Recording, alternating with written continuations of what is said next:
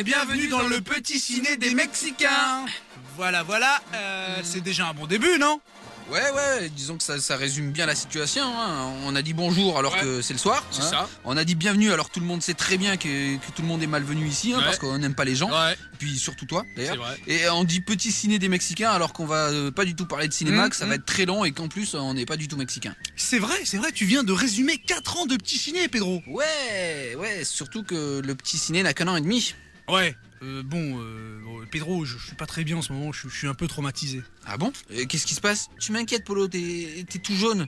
Ah non, pardon, ça c'est le livreur de sushi qui est passé devant toi. Ah, Pedro, laisse tomber, je veux pas en parler. Ah vas-y, Polo, tu sais que tu peux tout me dire, on est des potes. Non, je t'assure, on n'est pas des potes, Pedro. Bon, ok, comme tu veux, d'accord. Bon, d'accord, puisque t'insistes, j'ai échappé à un attentat politique.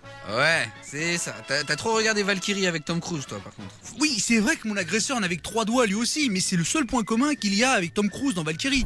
Pedro, j'ai échappé à un attentat. Au pigeon. Oui, un attentat au pigeon. Mais attention, hein, pas n'importe quel pigeon, hein. Pas un pigeon voyageur, noble et fier, qui accomplit sa mission avec dévouement. Non, c'était un vulgaire pigeon parisien. Estropié, amputé, borgne et moche. De la branche roumaine des pigeons parisiens. Tu vois un peu ce que je veux dire? Non. Et il m'a regardé de son unique œil encore valide. Et me prenant pour une tour jumelle, il me fonçit dessus. J'ai entendu un sifflement et là, il s'abatta sur moi. Tel un kamikaze japonais fonçant sur Pearl Harbor. Et le pigeon tombit à côté de moi. Polo, peut-être que le pigeon est mort sur sa branche et qu'il est juste tombé, tout simplement. Ah, je vois. Tu nies l'évidence, petit Veto. Hein? Tu crois tout ce que disent les journaux?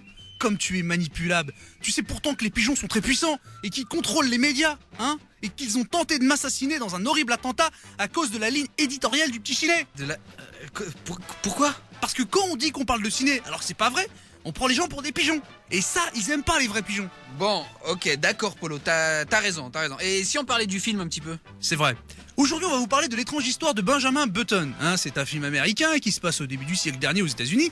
Et Benjamin Button est né à 80 ans. Et tout au long de sa vie, il rajeunit pour arriver à 1 an. Et il tombe amoureux d'une fille qui, elle, est née le même jour que lui, mais normalement. Et elle vieillit aussi normalement. Stop, arrête. C'est bon, Polo. Non, moi j'arrête là. C'est bon, trop c'est trop. Enfin, je veux dire, attends, on en a dit des conneries depuis 1 an et demi là. On en a inventé franchement des scénarios improbables que seul un auditeur d'énergie aurait pu croire. On a menti aux auditeurs en disant qu'on allait voir des films. On les a bien pris pour des cons. Et plus d'une fois, on leur en a fait croire des vertes et des pas mûres. Et même des murs. Et des murets. Et des murailles aussi. Mais là, non, c'est plus possible là. Tu peux mentir 1000 fois. Non, tu peux mentir à un auditeur Pedro, 1000 fois. Pedro, non. Ferme ta gueule. Je te comprends, mais c'est vraiment l'histoire du film. Non, monsieur Polo, non, je ne vous laisserai pas plus longtemps mentir au peuple, monsieur Polo. C'est une honte, un mensonge pareil. Dommage que l'attentat au pigeon n'ait pas marché. Ça aurait débarrassé le monde d'un ignoble individu. Et moche en plus, avec ça. Tiens, Pedro, lis ça, c'est le scénario officiel du film. Fais voir.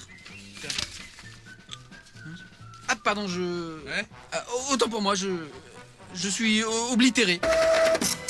De toute façon, moi j'abandonne. Hein. Alors si même les scénaristes se mettent à changer leur script pour coller au petit ciné, non mais laisse tomber. Moi.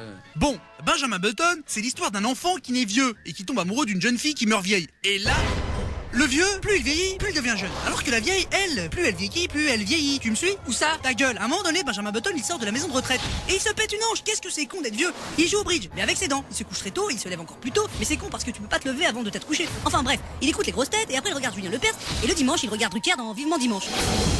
Et après, qu'est-ce qu'il fait?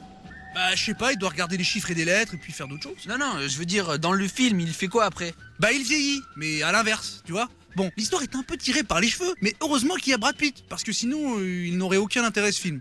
Mais c'est une belle histoire d'amour à aller voir avec votre fidèle compagne ou votre fidèle compagnon. Non, Polo, je crois que les chiens sont interdits par contre dans les cinémas. Ah, bon bah allez-y avec votre fidèle compagne alors. Oui, mais uniquement si ce n'est pas une chienne. Voilà. Merci. Au revoir. Et à la semaine prochaine pour un nouveau petit ciné des Mexicains. Voilà. Polo, à tout hasard, tu l'aurais pas gardé le pigeon par hasard? Bah non, pourquoi? Parce que ma meuf, en fait, elle collectionne les pigeons morts. Ah bon, et pourquoi faire? Ah, je sais pas, elle dit que ça la rassure. Elle en met un peu partout, comme ça, chez elle, elle les saupoudre. Ah, c'est pour ça l'odeur. Ah non, rien à voir. L'odeur, ça, c'est juste parce qu'elle se lave pas. Hein, c'est...